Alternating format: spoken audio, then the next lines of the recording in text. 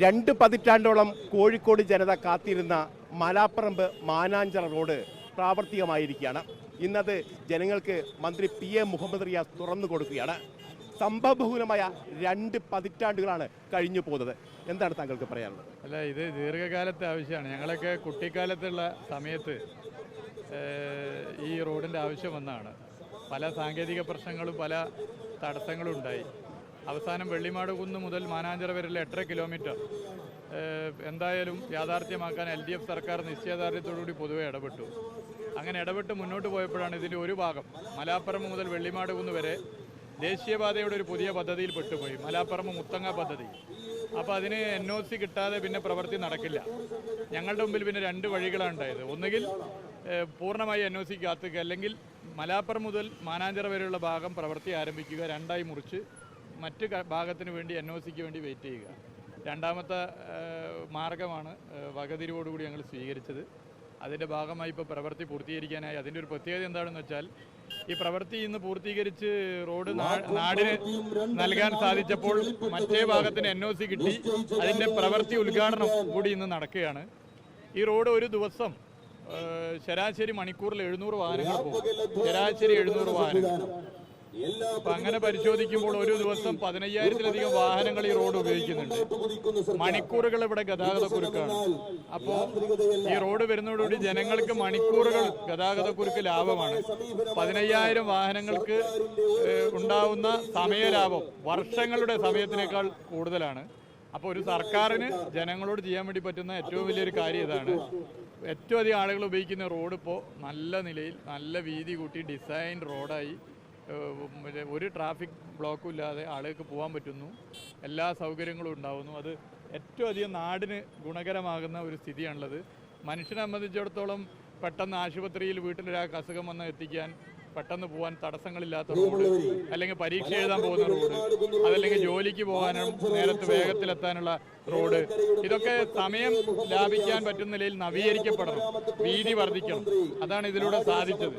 താങ്കൾ നേരത്തെ പറഞ്ഞു ന്യൂ കാലിക്കറ്റ് ആണ്, അതായത് മന്ത്രി എന്ന നിലയിൽ മുഹമ്മദ് റിയാസിന്റെ കോഴിക്കോടുള്ള സമ്മാനമാണ് ഈ റോഡ്. ഇപ്പോൾ ഇതുപോലുള്ള 12 റോഡുകൾ അത് നിർത്തിക്കോ. ഇതുപോലെ ആ വണ്ടി ഇതുപോലെ 12 റോഡുകൾ ഇതേപോലെ LDF സർക്കാർ നവീകരിക്കാൻ കോടികളാണ് ചെലവഴിക്കുന്നത്. കോടികൾ അനുവദിച്ചു കഴിഞ്ഞു. ഈ 12 റോഡുകൾ, പിന്നെ പാരീസ് മോഡൽ കനാൽ സിറ്റി, അതിന് 1000 ചില്ലാൻ കോടിയാണ് അനുവദിച്ചത്. ഇതൊക്കെ കോഴിക്കോട് വരാൻ പോയി. അതിൻ്റെ പ്രവൃത്തികൾ ആരംഭിച്ചു. ഇതൊക്കെ വന്നു കഴിഞ്ഞാൽ കാലിക്കറ്റ് ഒരു ന്യൂ കാലിക്കറ്റായി മാറും. അത് വലിയ അട്രാക്റ്റീവ് സിറ്റിയാവും. കാലത്തിൻ്റെ മാറ്റത്തെ തിരിച്ചറിഞ്ഞും ദീർഘവീക്ഷണത്തോടു കൂടിയും സർക്കാരിൻ്റെ ഇടപെടലാണ്. ബഹുമാനപ്പെട്ട മുഖ്യമന്ത്രി അതിൽ പ്രത്യേക താല്പര്യം എടുത്തു എന്നുള്ളത് ഞാൻ എടുത്തു പറയാൻ ആഗ്രഹിക്കുകയാണ്. നഗരത്തിലെ 2 MLA-മാർ, ശ്രീ തോട്ടത്തിൽ രവീന്ദ്രനും മുൻ മന്ത്രി കൂടിയായ ശ്രീ അഹമ്മദ് ദേവർകോവിലും ഇതിന് വലിയ ശ്രമം നടത്തി. മുൻ MLA ശ്രീ പ്രദീപ് കുമാർ, അതുപോലെ വലിയ നിലയിലേക്കുള്ള സംഭാവന മുൻ ജനപ്രതിനിധികളാകെ ഇതിന് നൽകുന്ന സ്ഥിതിയുണ്ട്. LDF-ൻ്റെ ഒരു കാഴ്ചപ്പാടിൻ്റെ വിജയമാണ് ഇതിൽ പൊതുവേ ഉണ്ടായിട്ട്. ഇതിൽ കക്ഷി രാഷ്ട്രീയ ഭേദമന്യേ എല്ലാവരെയും യോജിപ്പിച്ചുകൊണ്ടാണ് ഞങ്ങൾ മുന്നോട്ട് പോവുക. കോഴിക്കോട്ടെ മുൻ മന്ത്രിമാർ, അതുപോലെ തന്നെ കോഴിക്കോട്ടെ MP, കോഴിക്കോട്ടെ മുൻ ജനപ്രതിനിധികൾ, നിലവിലുള്ള ജനപ്രതിനിധികൾ എല്ലാവരും ഒന്നിപ്പിച്ചുകൊണ്ട് ഈ വികസന പ്രവർത്തനങ്ങൾ യാഥാർത്ഥ്യമാക്കാൻ ഇടപെട്ടിട്ടുണ്ട്. ഇനിയും ഇടപെടും. കഴിഞ്ഞ മെയ് മാസം മാത്രമാണ് ഇതിൻ്റെ പ്രവൃത്തി ആരംഭിച്ചത്. ഇനി എന്തൊക്കെ പണിയാണ് ബാക്കിയുള്ളത്? അല്ല, ഇതിൻ്റെ ഒരുവിധം പ്രവൃത്തി പൂർത്തീകരിച്ച് അടുത്ത ഘട്ടത്തിൻ്റെ പ്രവൃത്തിയാണ് ഇനി ആരംഭിക്കാനുള്ളത്. ഇപ്പോൾ ഗതാഗത യോഗ്യമായി എന്നുള്ളതാണ് ഇതിന് ഏറ്റവും വലിയൊരു ഗുണം. അത് നാടിനത് ഉപയോഗിക്കാൻ പറ്റും, വേഗത്തിലെത്താൻ പറ്റും. മലാപ്പറമ്പിൽ നിന്ന് 5 കിലോമീറ്ററും ഒരു 300 മീറ്ററുമാണുള്ളത്. അത് നമുക്ക് ഈ ട്രാഫിക് സിഗ്നലിൽ 2-3 ട്രാഫിക് സിഗ്നലുണ്ട്. അത് മാറ്റി നിർത്തിയാൽ വളരെ വേഗത്തിലെത്താൻ പറ്റും. അപ്പോൾ നേരത്തെ 1 മണിക്കൂർ എടുക്കുന്നത് ഇപ്പോൾ 10 മിനിറ്റ് മതി. അതാണ് അതിൻ്റെ പ്രത്യേകത. ഈ മലാപ്പറമ്പിൽ നിന്ന് വെള്ളിമാട് കുന്നിലേക്കുള്ള ഭാഗം കൂടി ബാക്കിയുണ്ട്. അത് എപ്പോൾ തുടങ്ങാനാവും പണി? അത് ഇന്ന് പ്രവൃത്തി ആരംഭിച്ചു. ഉദ്ഘാടനത്തോടൊപ്പം പ്രവൃത്തി ആരംഭിച്ചു. സാങ്കേതികമായി ഇന്നലെ തന്നെ അതിൻ്റെ കാര്യങ്ങൾ നടന്നിട്ടുണ്ട്. അപ്പോൾ ഇന്ന് പ്രവൃത്തി അതിൻ്റെ ആരംഭിച്ചു. അതും വേഗത്തിൽ തന്നെ. അത് ഇത്ര ദൂരമല്ല, 3 കിലോമീറ്റർ ഉള്ളൂ. വളരെ വേഗത്തിൽ തന്നെ അതിൻ്റെ പ്രവൃത്തിയും ഇതുപോലെ ഇത് നടത്തിയതുപോലെ വളരെ ചിട്ടയായി പ്രവൃത്തി നടത്തുന്നത്. ഇതിൻ്റെ റിവ്യൂ ഞങ്ങൾ എല്ലാ 2 ആഴ്ചയിലും നടത്തിയിരുന്നു. 2 ആഴ്ചയിലെ PWD മേജർ പ്രൊജക്ട് റിവ്യൂവിൽ പെടുത്തിക്കൊണ്ടാണ് ഇതിൻ്റെ റിവ്യൂ നടത്തിയത്. ഫീൽഡ് വിസിറ്റ് ഒരു 10-15 തവണ ഞങ്ങളുടെ നേതൃത്വത്തിൽ തന്നെ ഒരു ടീം ഇവിടെ വന്നിട്ടുണ്ട്, എല്ലാവരെയും വന്നിട്ടുണ്ട്. അപ്പോൾ എല്ലാവരുടെ ഒരു അധ്വാനമുണ്ട്. അതാണ് നിങ്ങൾ കണ്ടത്, തൊഴിലാളികൾ ഉൾപ്പെടെ ഉള്ള ഒരു ആഹ്ലാദം.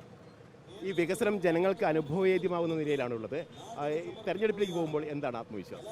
അല്ല, വികസനത്തിനോട് പൊതുവെ കക്ഷി രാഷ്ട്രീയ ഭേദമന്യേ ആളുകൾ യോജിക്കുകയാണ്. 2016 മുതൽ ഈ 10 വർഷം കേരളത്തിലൊരു മാജിക്കാണ് നടന്നത്. പുതിയ പാലങ്ങൾ, പുതിയ കെട്ടിടങ്ങൾ, പുതിയ റോഡുകൾ. നിങ്ങൾ കണക്കെടുത്ത് പരിശോധിച്ചാൽ കേരളം ഉണ്ടായതിനു ശേഷം ഇത്രയധികം വികസനം ഈ 10 കൊല്ലത്തിൽ നടന്നതുപോലെ നടന്നിട്ടില്ല. ഒന്ന്, കേരളത്തിന് റവന്യൂ കുറവാണ്, നമുക്കറിയാലോ. പല നിലയിലും നമ്മുടേതായ കുഴപ്പമല്ല, പല നിലയിലും മറ്റ് സ്റ്റേറ്റിലുള്ളതുപോലെ റവന്യൂ ഇല്ല. പിന്നെ സെൻട്രൽ ഗവൺമെൻറ്റിൻ്റെ സഹായമാണ്. സെൻട്രൽ ഗവൺമെൻറ്റിൻ്റെ സഹായം ന്യായമായത് ലഭിക്കാത്ത പ്രശ്നം വരുന്നു. അപ്പോൾ ഇങ്ങനെയാകുമ്പോൾ കുറേ ആവശ്യങ്ങൾ, പാലങ്ങൾ, റോഡുകൾ, കെട്ടിടങ്ങൾ, ഇതൊക്കെ വേണം. അപ്പോൾ ഈ ആവശ്യങ്ങൾക്ക് ഫണ്ട് വേണം. ആ ഫണ്ട് ഓരോ ബഡ്ജറ്റിനും കാത്തുനിന്നാൽ ഒരു 30-40 കൊല്ലം കഴിയും. അപ്പോൾ ആ ഫണ്ട് ഇപ്പോഴേ കളക്ട് ചെയ്ത് ഫണ്ട് സ്വരൂപിച്ച് ആ ഫണ്ട് വെച്ച് പ്രവൃത്തി നടത്തുക. അങ്ങനെയാണ് 1 ലക്ഷം കോടി രൂപ പ്രവൃത്തി നടക്കുന്ന കിഫ്ബി എന്ന പൊന്മുട്ടയിടുന്ന താറാവിന് രൂപം കൊടുത്തത്, അതിൻ്റെ പ്രവർത്തനം വിപുലീകരിച്ചത്. അതിൻ്റെ ഭാഗമായി പൊതുമരാമത്ത് വകുപ്പ് തന്നെ വലിയ നിലയിലുള്ളൊക്കെ പ്രവർത്തനം നടന്നു. 100 പാലമാണ് 5 കൊല്ലം കൊണ്ട് ഞങ്ങൾ ലക്ഷ്യം വെച്ചെങ്കിൽ 200 പാലായി. അതതിൻ്റെ പ്രത്യേകത. BMNBC റോഡ് 8 കൊല്ലത്തേക്ക് ഒരു കുഴപ്പമില്ലാത്ത, ഈ രാജ്യത്തെ ഏറ്റവും ഉയർന്ന ഗുണനിലവാരം ഉറപ്പുവരുത്താവുന്ന BMNBC റോഡ് 50% PWD റോഡുകൾ BMNBC ആക്കി മാറ്റണമെന്നാണ് ലക്ഷ്യം വെച്ചതെങ്കിൽ അത് 60%ആയി. 18,000 കിലോമീറ്റർ കേരളത്തിൽ ഇപ്പോൾ BMNBC റോഡായി. ഇതൊക്കെ കേരളത്തിൽ വന്ന മാറ്റമാണ്. സ്കൂൾ കെട്ടിടങ്ങൾ, ഇങ്ങനെ എല്ലാ വകുപ്പിലും, സർക്കാർ ആശുപത്രികൾ. അപ്പോൾ ഒരു മാജിക്, ഒരു LDF മാജിക്കാണ് ഈ 10 വർഷം നടന്നത്. അത് തീർച്ചയായും തെരഞ്ഞെടുപ്പിൽ LDF തന്നെ തുടരണമെന്നുള്ളത് പൊതുവെ ജനങ്ങൾ ഇഷ്ടപ്പെടുന്നു, ആഗ്രഹിക്കുന്നു. ജനങ്ങൾക്കറിയാം, കേരളം വികസന കുതിപ്പിനും ക്രമസമാധാന പരിപാലനത്തിൽ ഭദ്രമായും ഒക്കെ നിലകൊള്ളണമെങ്കിൽ LDF തന്നെ തുടരണം.